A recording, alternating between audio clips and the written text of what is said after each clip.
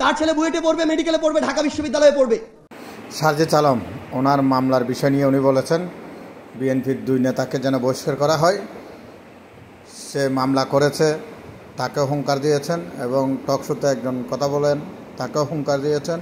বিএনপিকে বলেছেন এই 2 জন যেন বিএনপিতে না থাকে, বিএনপি যেন তাদের বিরুদ্ধে অ্যাকশন নেয়। তার নামে মামলা হওয়ার পর থেকে তিনি আবুল তাবুল বলা শুরু করতেছেন, এইভাবে বক্তব্য দিচ্ছেন। ফ্যাসিবাদ বিরোধী লড়াই এবং অভ্যুত্থানের সময় এবং অভ্যুত্থান পরবর্তী সময়ে আমাদের আপসীন নেতা, আমাদের মুখ্য সমন্বয়ক জনাব নাসিরউদ্দিন পাটোয়ারি বক্তব্য দেওয়ার পর আমি ভাবছিলাম আমি আসলে যাব কিনা মঞ্চে, কারণ আমাদের প্রত্যেকের মনের কথা আবারও আপসীনভাবে তার মুখ দিয়ে বের হয়ে এসেছে। আমরা শুধু আপনাদের শক্তিটা বলতে চাই। আজকে এখানে বাংলাদেশের 64 জেলা থেকে জাতীয় যুব শক্তির গুরুত্বপূর্ণ নেতৃবৃন্দ এখানে এসে উপস্থিত হয়েছেন। আপনাদের শক্তিটা আপনাদের বুঝতে হবে। আপনাদের যে কেন্দ্রীয় নেতৃবৃন্দ, তারা আপনাদের উদ্দেশ্যে এই বাংলাদেশের জন্য একটা দৃষ্টান্ত তৈরি করেছেন।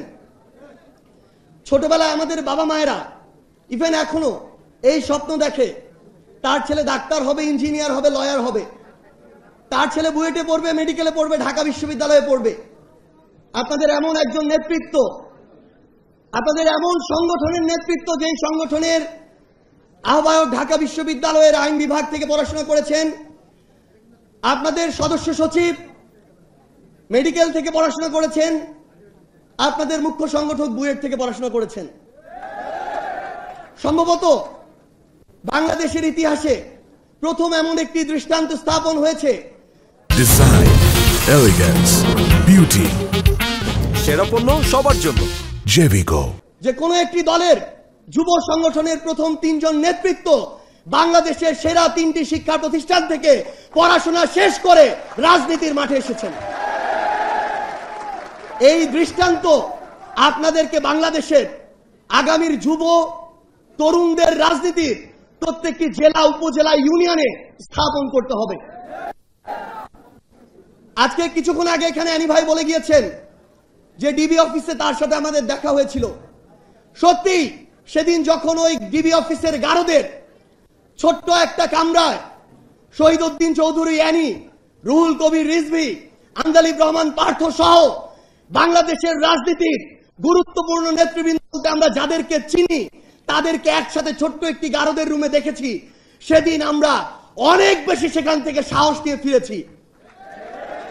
কিন্তু এখন যখন এই অভ্যুত্থান পরবর্তী বাংলাদেশে আমরা দেখি যে হাবিবুর রহমান, ফজলুর রহমানরা ফ্যাসিবাদের টোনে কথা বলে, তখন আমরা আবার আশাহত হই।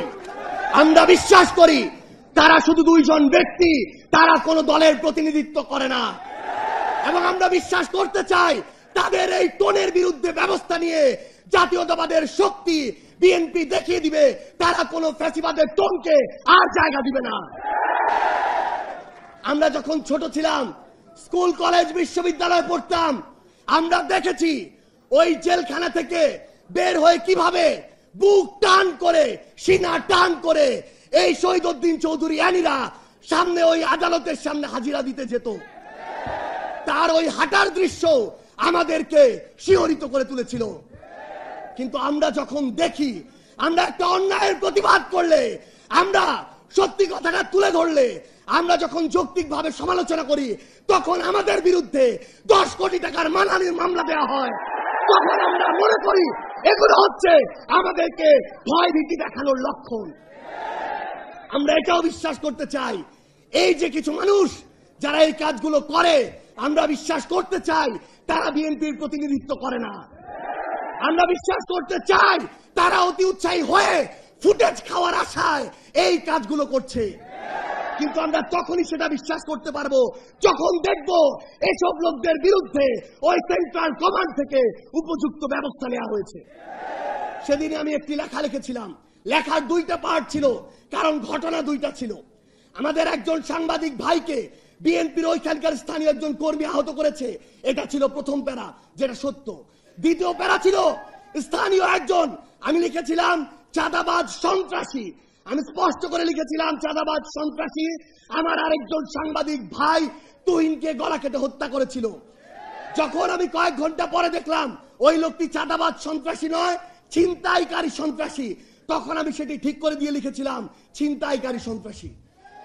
কিন্তু আজকে আমি দেখছি যে এই যে ট্যাগগুলো কিংবা এই যে মানুষগুলো যে অপকর্ম করেছিল, ওই চাঁদাবাজ, ওই সন্ত্রাসী, ওই ছিনতাইকারী, কেন ওই রকম স্থানীয় পর্যায়ের উপজেলার একজন দায়িত্বশীল সেই অপকর্মের দায়টি নিজের গায়ে নিবে? এটা তো আমরা শুধু বিএনপি নয়, কোন রাজনৈতিক দলকে উদ্দেশ্য করে বলিনি। আমরা মনে করি যে কোনো একটি অপকর্ম করে তার সবচেয়ে বড় পরিচয় সে অপকর্মকারী। এবং আমরা চাই দলমত নির্বিশেষে, সে যদি এনসিপির হয়, সে যদি যুব শক্তির হয়, তার বিরুদ্ধেও আমরা আমাদের কণ্ঠস্বর উঁচু করব। আমরা আমাদের মিডিয়ার যারা ভাইরা আছে, আমরা দেখেছি কয়েকদিন আগে কিভাবে মিডিয়া আবার ওই 5ই আগস্টের পূর্বের যে রূপ, সেই রূপ যে কোনো সময়ে উদ্দেশ্য প্রণোদিত ভাবে দেখাতে পারে। যেই লোক বাংলাদেশে তো নয়, বাংলাদেশ থেকে প্রায় 13,000 কিলোমিটার দূরে ওই ওয়াশিংটন ডিসিতে বসে থাকে, এই মিডিয়া সেই লোকের সাথে আমাদের মিটিং করিয়েছে। এই মিডিয়া আমাদের সাথে সেই লোকের একসাথে নাস্তা করিয়েছে। এই মিডিয়া আমাদের সাথে সেই লোকের একসাথে বৈঠক করিয়েছে। আমরা দেখি 3 বার ব্রেকিং দিয়ে ওই চ্যানেল 1, এই চ্যানেল 1 থেকে প্রথম এই প্রোপাগান্ডা পুরা বাংলাদেশকে, পুরা পৃথিবীকে গেলানো হয়েছে। আমরা এখন ওই চ্যানেলের নাম দেখে শান্ত থাকবো না। আমরা দেখবো ওই চ্যানেলের মালিককে। আমরা দেখেছি ওই চ্যানেল 1-এর মালিক হচ্ছে গিয়াসউদ্দিন আল মামুন। আমরা দেখবো ওই গিয়াসউদ্দিন আল মামুনরা কার ছত্রছায়ায় এত বড় প্রোপাগান্ডা করার সাহস পায়। আমাদেরকে মিডিয়া কর্মীরা এটা পর্যন্ত বলেছে, ভাই আমরা কনফার্ম উনি দেশে নেই, কিন্তু উপরের চাপ আছে, আমাদেরকে ব্রেকিং দিতে হয়েছে। আমরা সেই সকল head of multimedia, head of news, ওই প্রডিউসার, ওই মালিকদের বলতে চাই, এই বাংলাদেশে এসব অপকর্ম করে আপনারা আর পার পাবেন না। আর আমরা ছাড় দিব না, ওই গোড়ায় গিয়ে আমরা হাত দিব। আমরা আরেকটি কথা স্পষ্ট করে বলি, আজকে নাকি সিআইডি কে তদন্তের দায়িত্ব দেওয়া হয়েছে। সিআইডি কে তদন্ত করতে বলবো, যেই লোক বাদী হয়ে এই কাজ করেছে তার আমলনামাটাও একটু যাচাই করবেন। কেঁচো খুঁড়তে যদি সাপ না বের হয় তখন আমাদেরকে দায় দিবেন, এবং সেই সাপ পুরো বাংলাদেশের সামনে আমরা উন্মুক্ত করে ছাড়বো। আপনাদের সাথে আমাদের আবারও দেখা হবে লড়াইয়ের রাজপথে অথবা বিজয়ে ইনকিলাব। আপনারা ইতিমধ্যে জানেন গত 7ই আগস্ট রাত্রে আনুমানিক 8টার দিকে বাসন থানাধীন মসজিদ মার্কেটে একটি হত্যাকাণ্ড ঘটনা ঘটে। সেই হত্যাকাণ্ডের ঘটনা এবং জয়দুপুরে এক সাংবাদিককে থেতলিয়ে দিছে। সেই ঘটনার প্রেক্ষিতে এনসিপির মুখ্য সমন্বয়ক উত্তরাঞ্চলের সার্জিস আলম তার ফেসবুক স্ট্যাটাসে 10টা-2-এ একটি ফেসবুকে পোস্ট করেন যে বিএনপির এক চাঁদাবাজি নেতাকর্মীদের কারণে এই হত্যাকাণ্ডটি ঘটেছে। কোনো ধরনের যাচাই বাছাই না করে, পুলিশের কোনো জবানবন্দি না নিয়ে সে বিভিন্ন সময় বিভিন্নভাবে, আপনারা জানেন জাতীয়তাবাদী দল বিএনপি একটি বাংলাদেশের সবচেয়ে বৃহৎ সংগঠন, এই সংগঠনকে হেয় প্রতিপন্ন করার জন্য সবসময় সে এই ধরনের বিভিন্ন বিবৃতি এবং স্ট্যাটাস দিয়ে থাকেন। আপনারা জানেন ইতিমধ্যে নির্বাচন ডিক্লেয়ার করেছে।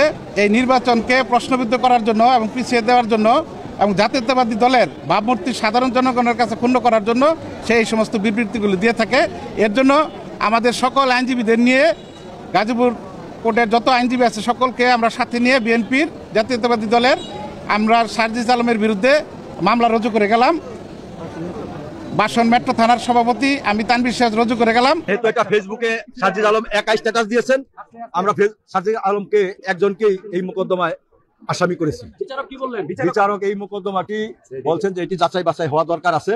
এটি যে ফরেনসিক রিপোর্টে ওনার স্ট্যাটাস ফেসবুকে দিয়েছেন, এটা জাস্টিফাই করা ফরেনসিক রিপোর্ট দরকার আছে এইসব কারণে। এবং এই সংশ্লিষ্টতা যে আরো 2টা মামলা হয়েছে বিএনপিকে ভাবমূর্তি নষ্ট করার জন্য ইচ্ছাকৃতভাবে রাজনৈতিক প্রতিপক্ষ হিসাবে এনসিপির একজন নেতা, সে উত্তরাঞ্চলের মুখ্য সংগঠক সার্জিস আলম, তার এই যে উগ্র আচরণ এবং কথাবার্তা, এটা দিয়ে সারা দেশে বিএনপির ভাবমূর্তি নষ্ট হয়েছে, যার কারণে বিএনপির সারা দেশের কোটি কোটি নেতা কর্মীরা আহত হয়েছে এবং সাধারণ মানুষের মনে প্রশ্নের উদ্রেক করেছে।